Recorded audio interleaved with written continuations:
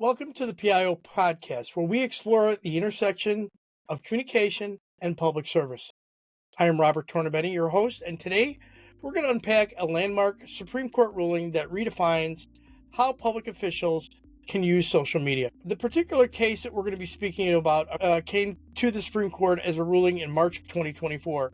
And SCOTUS issued a unanimous decision in the case of Lindke versus Freed. This case involved a public official utilizing their personal social media account to post political messages.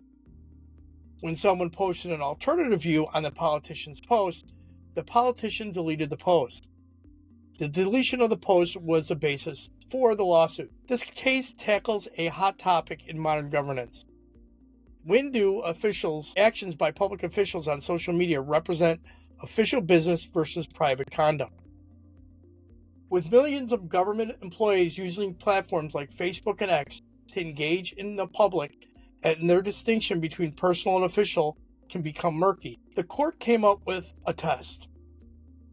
The SCOTUS ruling clarifies that for an official's social media actions to be considered a state action, two criteria must be met. First, they must have actual authority to speak on behalf of the government. Second, that their social media activity must reflect that authority. So what is the implication for a public official in regards to those two tests?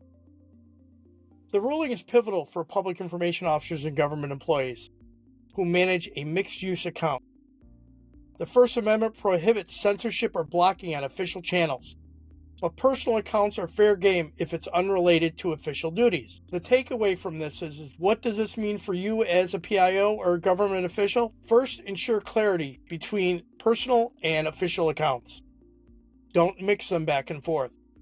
Second, clearly label official accounts and establish a written policy for managing public interaction on those platforms. Don't post on your personal account anything political that connects to your account for your organization.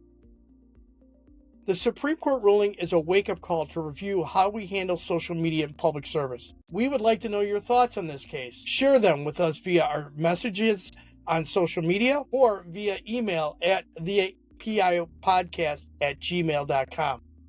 And again, that's thepiopodcast@gmail.com. As always, thank you for tuning in to the podcast.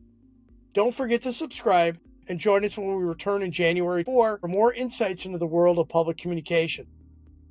Until then, take care, stay curious, and keep the conversation going.